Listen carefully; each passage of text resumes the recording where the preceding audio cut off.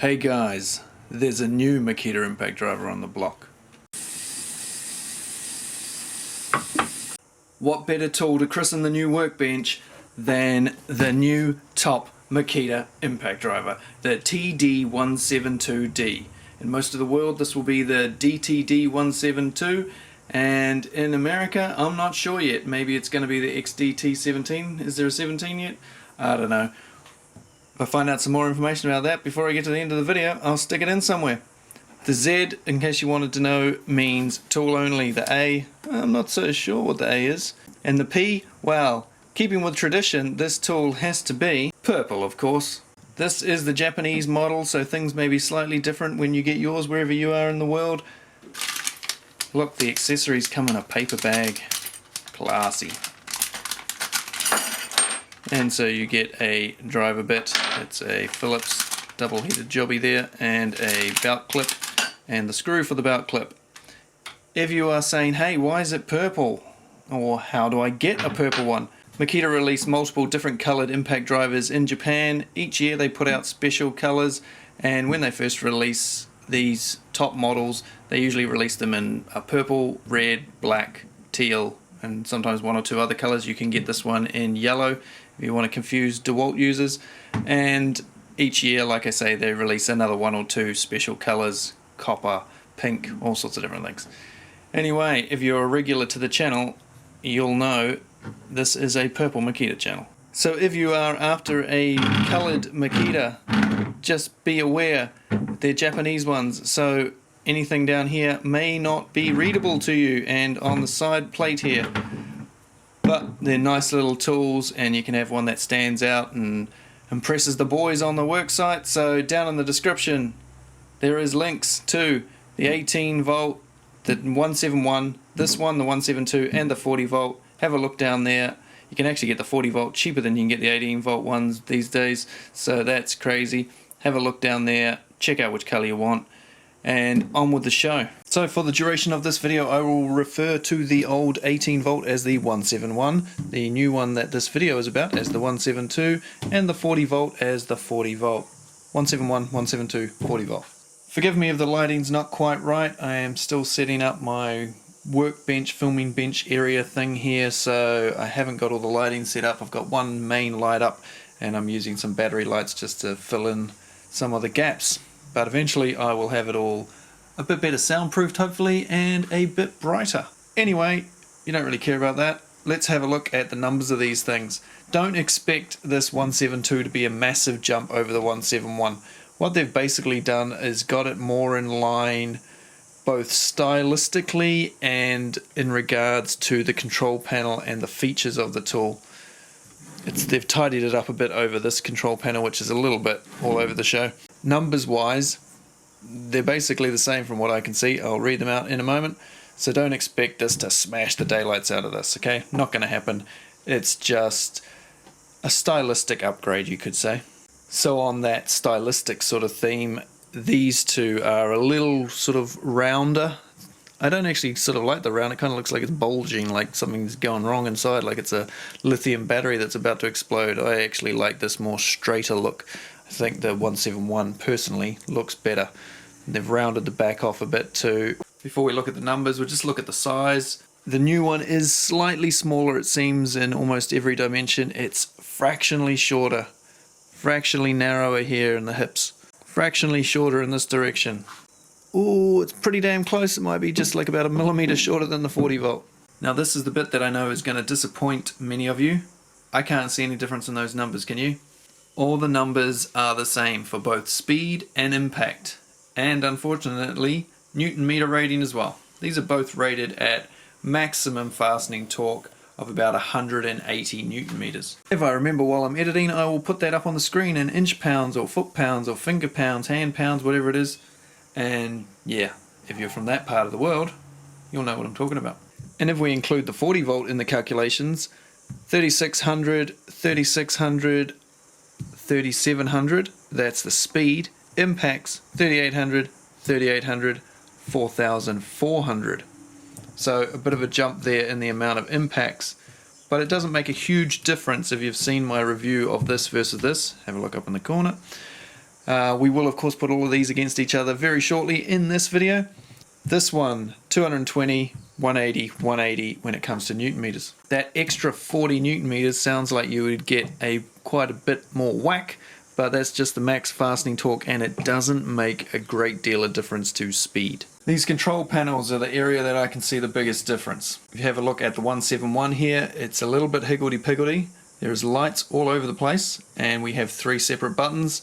On these two, the newer models, we have 2 buttons on each, and they've gone for roughly the same design, except the 40 volt does have 1, 2, 3 written on the bottom there. First feature I will talk about is the light, because people seem to get a little bit titchy if I don't talk about the lights. So let's talk about the lights, and I will talk about the triggers too. So there is an interesting change with the light. If we push the 40 volt, the 171 and the 172, you will notice that the 172 stays on a lot longer. In fact, it will stay on indefinitely. You can turn the light on and off with the trigger. Whereas with one of these other 2 models, no matter how many times I push it, the light just stays on. So that's slightly interesting, and it means you can use the impact driver as a torch, and that may sound a bit odd, but I use power tools as torches all the damn time. When you quickly need a torch, grab something, instead of having to keep pulling the damn trigger and triggering it off, you can just leave it turned on. If you want to turn it on and off at the trigger, you have to have the gear selector in the locked position, so that you can just cycle through it like that and leave it on. So that's a bit different. You can also turn the light on and off permanently, so that when you pull the trigger, the light won't come on. You can turn it on and off down here, like that. Back on again. If you have the 171, you'll know that the light has its own button, so you can turn it on and off.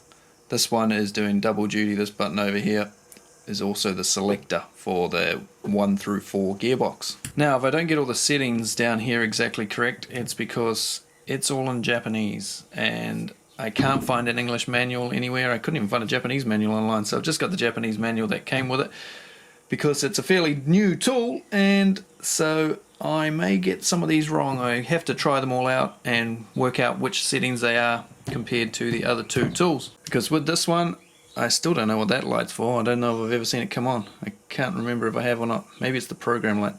Can't even remember. It's been a long time. I don't use it anyway, and I've never seen it. We have 4 lights there, and then if I cycle through these ones, now this one never lights up. So if you've got a 171, you probably know what that is, because it's probably written in English. Anyway, that's the price you pay when you get them first in purple from Japan. All 3 of them have a quick select button just above the trigger here. As you can see, the light flashes, so you don't have to look down at the panel down here. You can just go 1, 2, 3. I know that I've changed through 3 stages, and away you go again. So they all do that. You can also program these buttons, and as you can see, I have this one set. It's on 4 there, the highest setting. If I push the quick select button, it changes to the blue light coming on there, and number 3, which I believe is the highest of the bolt settings, if I do recall. So as well as the 4 standard speeds that these all have, they have other settings: bolt mode, tech mode, and assist mode. So, or that's sort of like wood screw mode. So all 3 of them are programmable, so you pull the trigger here, and then you can use that trigger there just to change it. So you go, I'm in speed 4 for instance, bang, driving in screws, and then I want one that I just start off a bit more delicate, so press that and wax it into wood screw mode if you've got that set up, and then you can start a screw off slowly and then it'll speed up, and then you go, right, I'll just go back to whacking them in quick, bang, away you go. You don't have to bother fiddling around down here and looking at the buttons. If you change between 2 settings all the time, and that's basically all you do, then that's super handy. Although when you've got as many impact drivers as I do, all those settings don't matter all that much, because you can just leave each one in a different setting and just grab the one you want. I am beginning to get a little bit titchy here though, playing with them. I think we need to go drive some screws, and then maybe we'll talk a bit more about these other features, or we'll talk about them as we go along, I suppose. And I need another hand. Can only do 2 at a time, can't I? I need a 3rd hand. Anyway, I'm sure I'll work something out. So for the first test, we'll put all of these in their top setting, number 4 on the card down here, and we will drive. Let's do something different. How about, let me think, 100mm batten screws? Yep, let's do it. 171, 172, 40.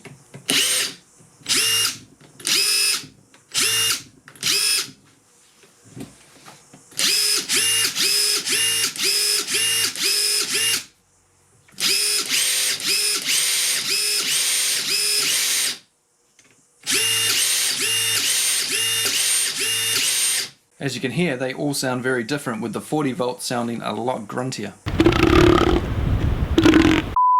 Okay, my plan has been scuppered somewhat thanks to this little thing called COVID. So we are back in alert level 3 here now, which means I can't go up the road like I was going to and get an extra hand to help me do some reviews on a building site up the road. I was thinking about going to a park or something like that, but they tend to shut a lot of the parks in level 3 and 4 as well. So I think we'll just have to do it in the garden or in the workshop here, seeing as it's raining or about to rain. I'll work something up. I have labelled the drivers, as you can see, to make everybody's life easier, especially the poor bastard who has to edit this stuff. The batteries are, of course, all freshly charged, and the 40 volt is running a 2.5, and the 171 and the 172 are running 5 amp hour. It's the same amount of cells with the same amount of amp hours per cell. 3, 2, 1.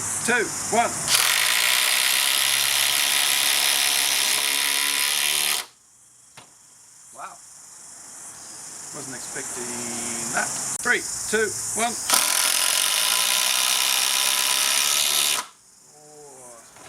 More what I expected. 3, 2, 1. 3, 2, 1.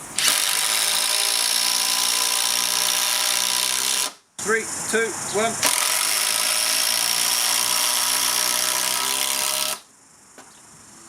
Well, some interesting results with those 100mm batten screws. I am going to shortly drive some bigger ones, but first we'll just weigh these tools and see what we've got. With the 171 with 5 amp hour battery, 1,541 grams. The 172 with the 5 amp hour battery, 1,530 grams. And the 40 volt 2.5 amp hour, 1,725 grams. So this one 200 grams heavier than the other two, but these two essentially the same thing. It's about 10 grams heavier, the 171. Not noticeable. Right, we're going to drive some 150mm battens. 1.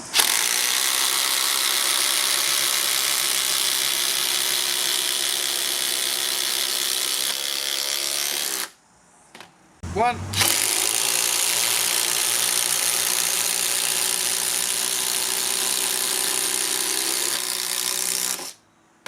1.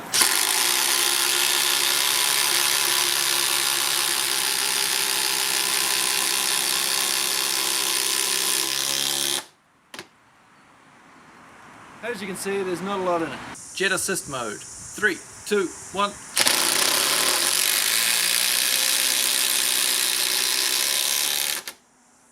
I lifted off the wrong one.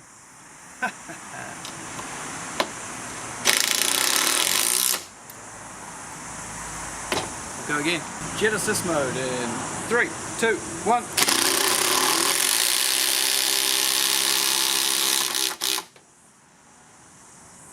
Wow, 172 smashed it that time. Jet assist in 3, 2, 1.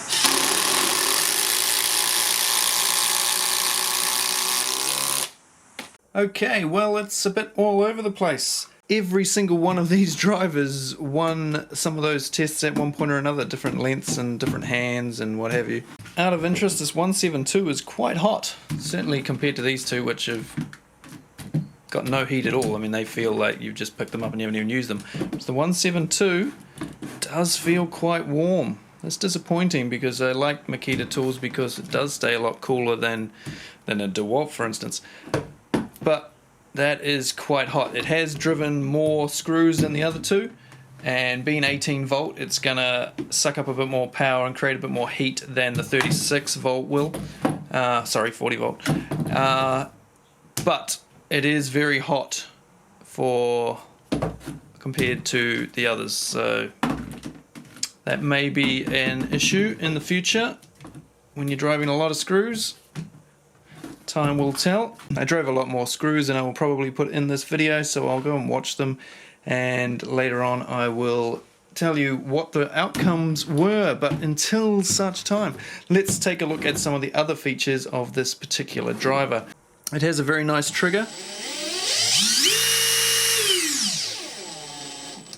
It's got very fine control, and it feels really nice, very similar. I'm guessing the same trigger pretty much as the 40 volt. Has a very nice trigger as well. It's a step up from the trigger on the 171, which is a little more clunky, a little harder to get precise, and just doesn't glide as smoothly as the triggers on these two. It does of course have a variable speed trigger. It is of course brushless. I am guessing it has a fuse in it like the other two. Maybe we should pull it apart. These two most definitely have I think they've both got a 30 amp if I do recall. 30 amp micro mini blade fuse thing. So one of them little green buggers that you'd stick in your car. So if your tool does go and suck a Kuma on you, don't chuck it away. Open the bugger up, and it may just be that you need to solder a new fuse in.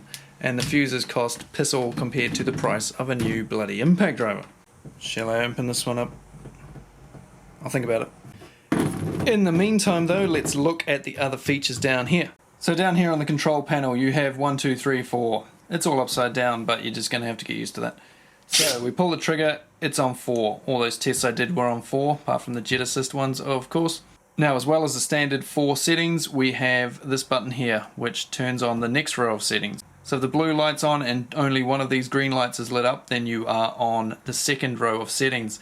Number 1 being the jet assist, wood mode, screw mode, whatever you want to call it. Then we have number 2, which is a bolt or nut release mode. So when you pull that one and you have it on let's say a lug nut on a vehicle, as soon as it releases, it will cut out so that your nuts don't fly across the room.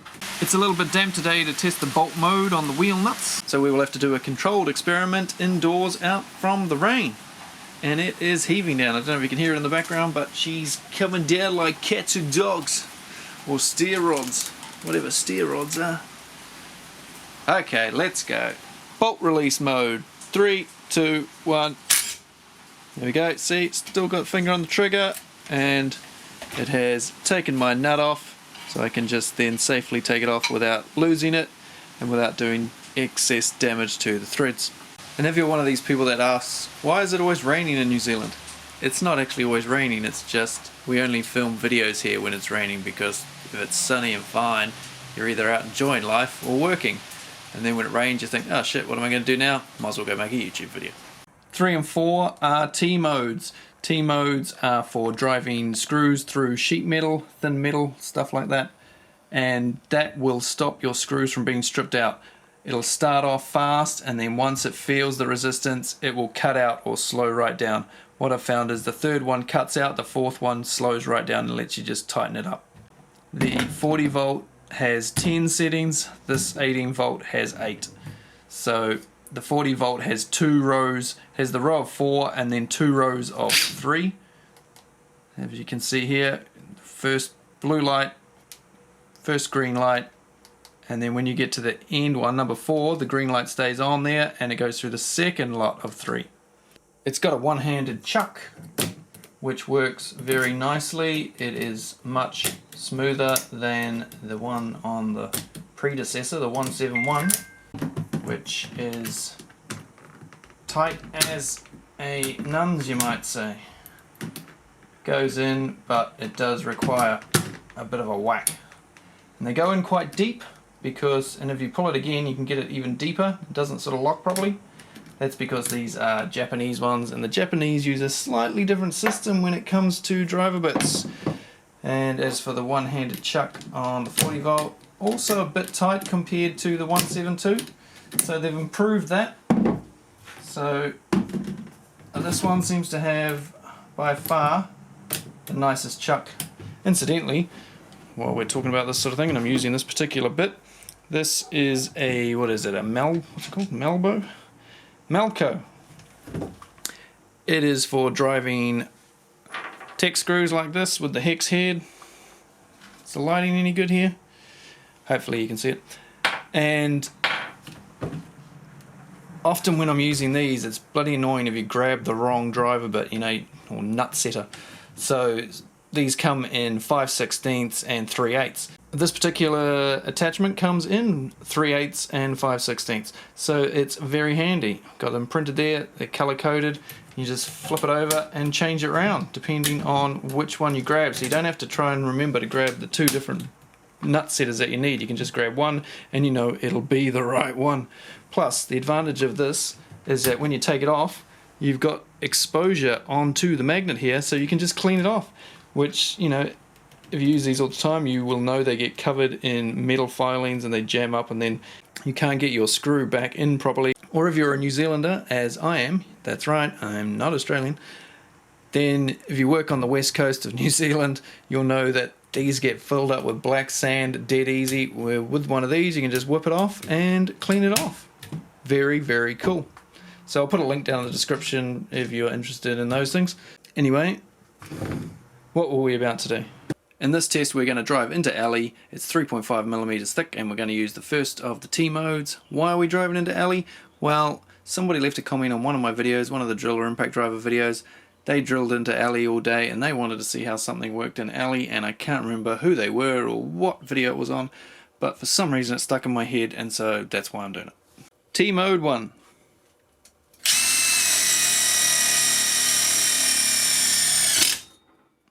Okay, so that stopped nice and early, well before it even got in there. Gives you that option to just slowly do it up. And makes a hell of a mess with all the alley sprayed everywhere. Okay, we'll try it in the second T mode now, which should, instead of stopping, just slow down. So, let's see if we can recycle this screw here. 3, 2, 1.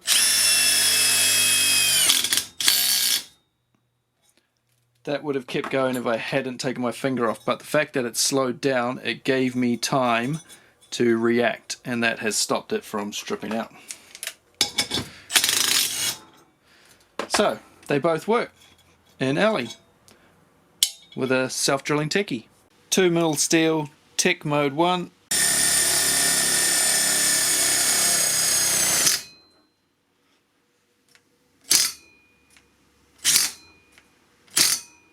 Tech mode 2.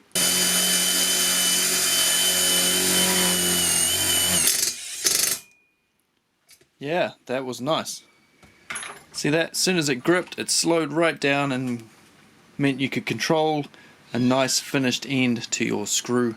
Right, rappy dappy do time. I guess first up I'll just apologise for some of the blurry out of focus shots earlier on in this video. I've just been editing it, and yeah, sorry about that. With the new lighting and the camera in a different position and stuff, I was clearly not checking enough, and yeah. Oh well, I'm not going to go back and refilm it all because then I'll lose the spontaneity and everything that happened and blah blah blah. So it is what it is. Now, let's make this simple. Would I buy or recommend the Makita DTD172 or TD172D, or what I'm guessing is the XDT17? Yes, I would.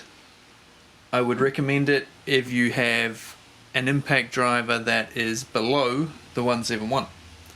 If you've already got the 171, I wouldn't bother. These three tools are extremely similar. Basically, just buy the one that's in your price bracket, in your preferred system of batteries. They are essentially very, very similar.